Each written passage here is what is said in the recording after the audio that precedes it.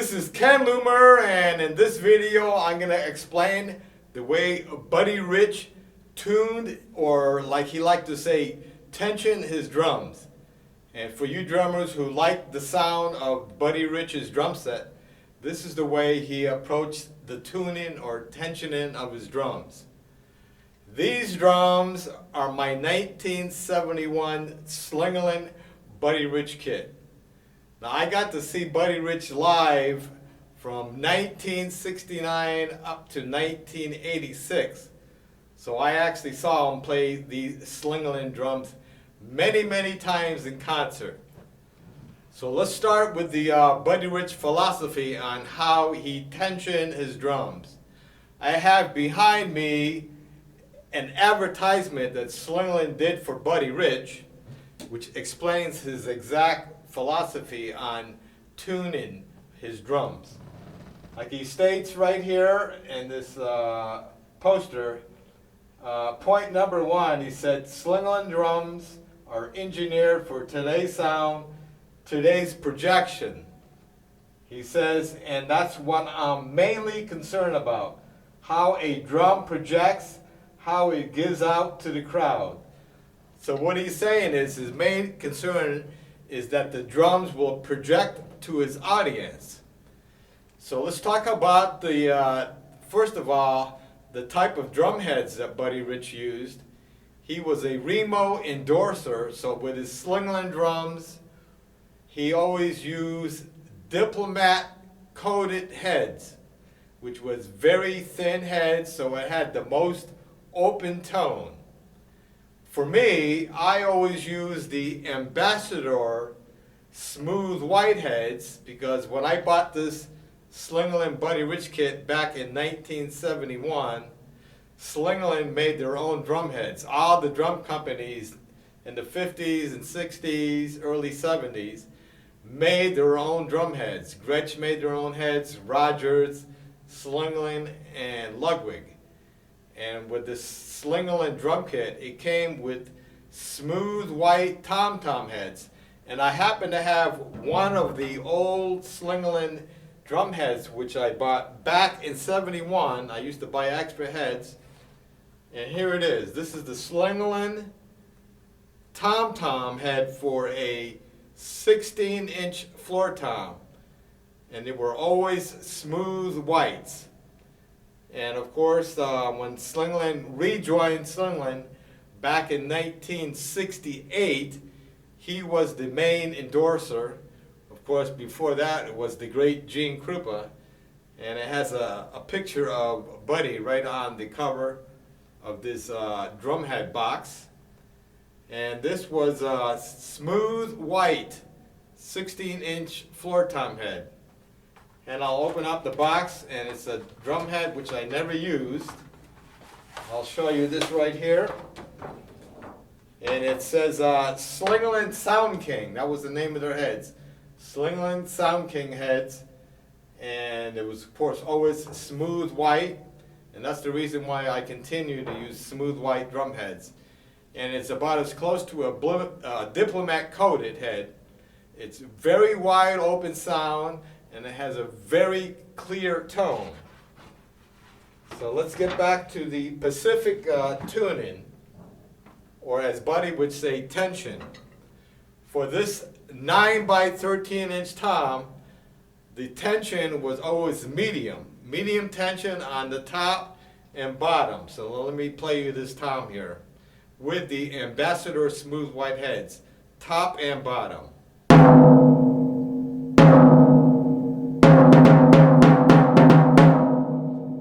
Has a wide open, bright tone, and like Buddy said, he wanted to make sure it projects out to the audience. So these would definitely do that. And back in '71, the construction of this shell was a 3-ply shell, maple, poplar, maple, with solid maple reinforcement rings. So it has a beautiful warm tone. And with this Ambassador Smooth White head, it gives a nice, clear, bright tone that will project out to the audience.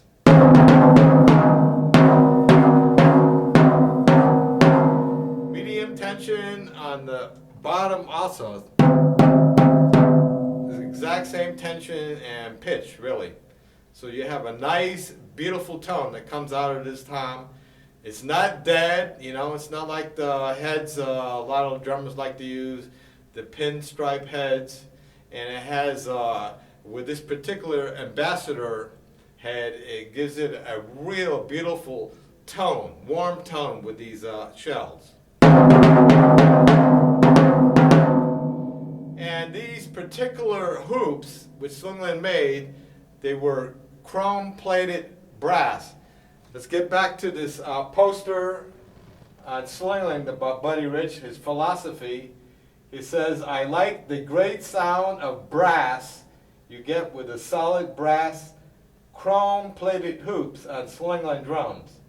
So this gives another factor, a more clearer tone from these brass plated hoops.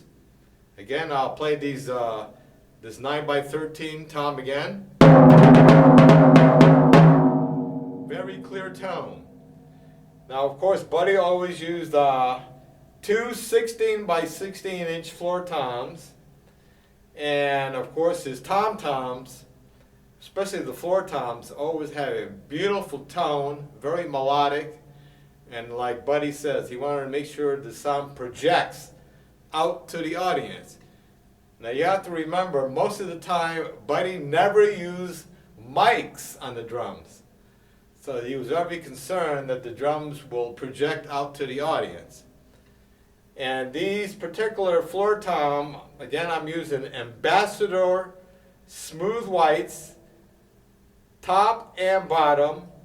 Again, I have a medium tension on the top. So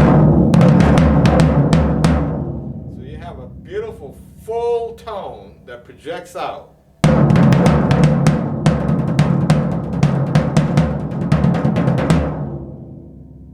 And it just rings out. It just rings out.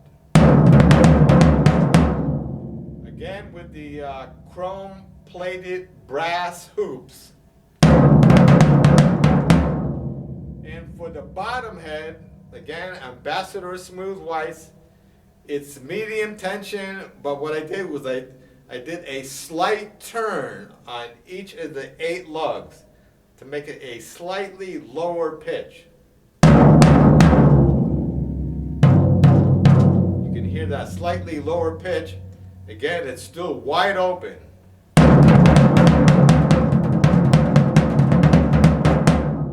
So you have a nice full tone that will project and it rings. So you actually have a melodic note. So now you have the small tom and the floor tom.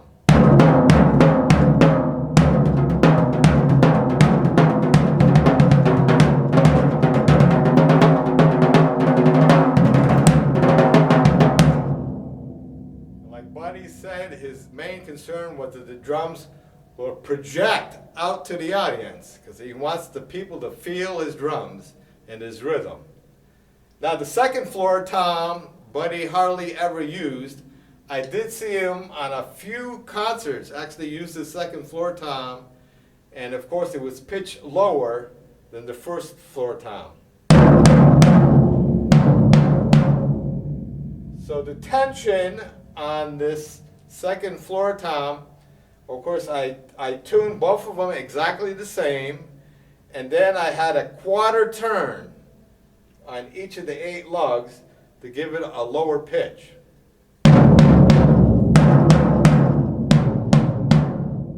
And the same with the bottom. Medium and then a quarter turn on each of the Ambassador Smooth White heads. So you have a full melodic tone that will project out to the audience.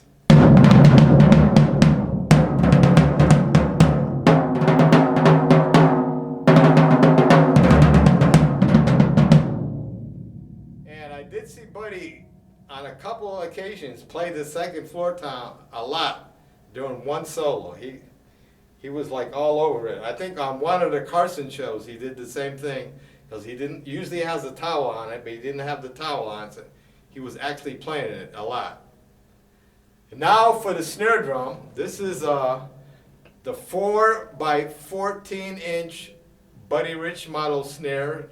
It's kind of rare, and it has the chrome-plated straight edge hoops, or the stick chopper hoops. And the way he tuned it or tensioned the snare drum, the bottom head was very tight tuning on the bottom head. Should be able to hear that. It's very tight. And then for the top head, it's medium tight. So this is the sound for this medium tight, but he wants the drum to sing. Very important. The drum must sing out and project to the audience. No dead sound. So if you hear it on the edge, it's going to have a beautiful ring to it.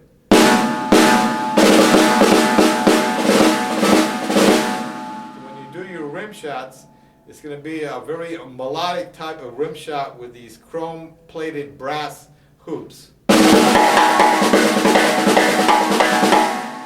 of course, at the center of the drum, it's going to have a more drier sound. The edge, more ring and more melodic.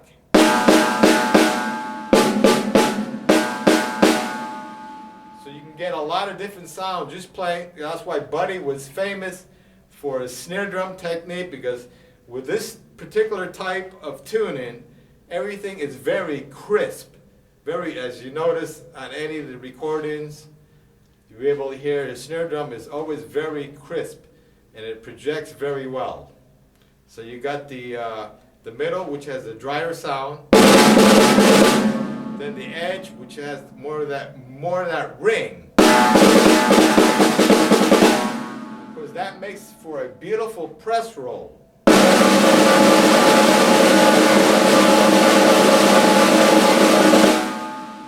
If you have good technique, this particular tune-in will not lie about your technique. You'll be able to hear every little beat crisp.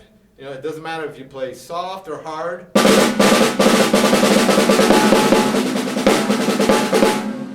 And what made Buddy's drumming so advanced was his ability to use accents, which made the drumming swing. You always hear that swing feel.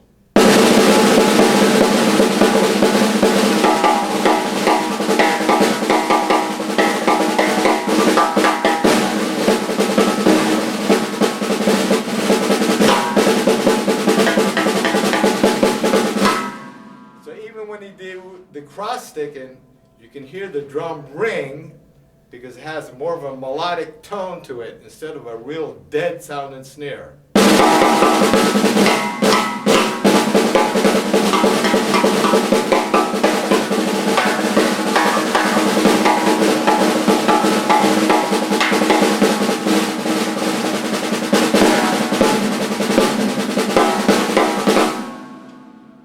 So that way, with this particular tuning, you can get a variety of sounds out of this snare drum.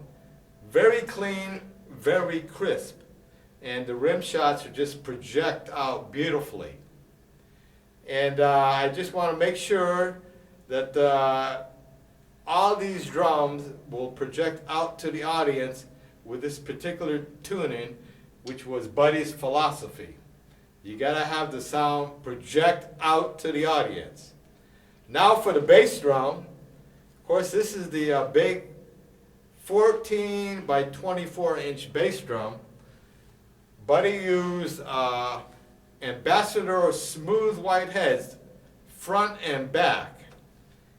And he only used felt strips on the front and the back to kill some of the overtones, and that was it.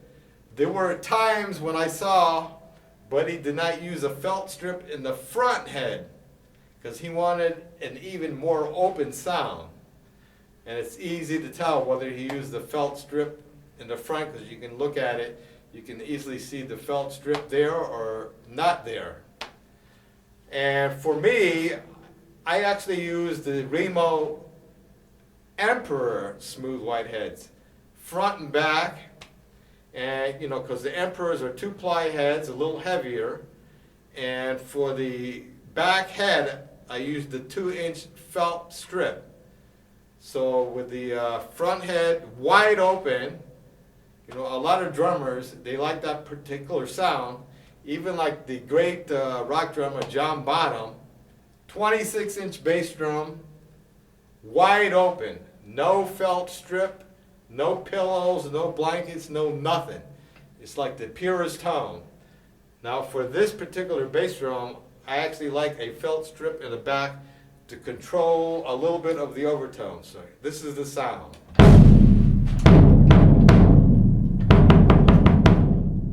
So you hear a huge booming tone. It still has a great impact sound, but it has more of a melodic, warm tone that will definitely project out to the audience. It's very big and full. So let me play the tuning of all of these drums so you'll be able to hear the exact sound of the Buddy Rich tuning, which is my tuning, which I do on all my drum sets. You know, I just bought a new Pearl Master Series drum set, and I use the same heads and the exact same tuning. And with these particular shells, with this particular rims that Slingerland made, this drum set's over 45 years old, but it's a rare set now since, of course, Slingerland is out of business. They don't make these drums anymore. And luckily, I took great care of these drums. And so with my big band, these are the exact same drums that I use. Over 45 years old drum set. And the tone on these drums is just incredible. Because I do the same thing as Buddy. I hardly ever mic the drums unless I'm playing a big outdoor concert or a huge arena. So here we go with the complete tuning and sound of these drums in a drum solo type context. So here we go.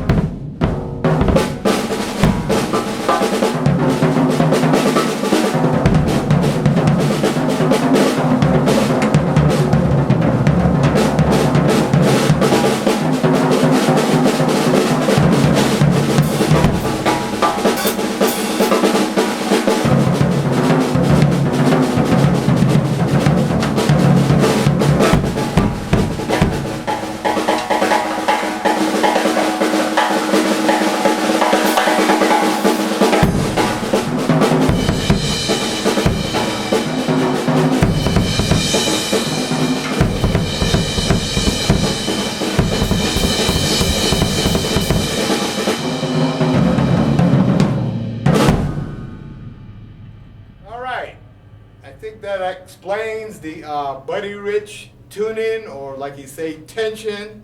So if you like the Buddy Rich sound and the way the drums can project out to the audience, which is the most important part for the audience to hear the true tone of any drum set that you use, this is the tuning that you can use to get that sound.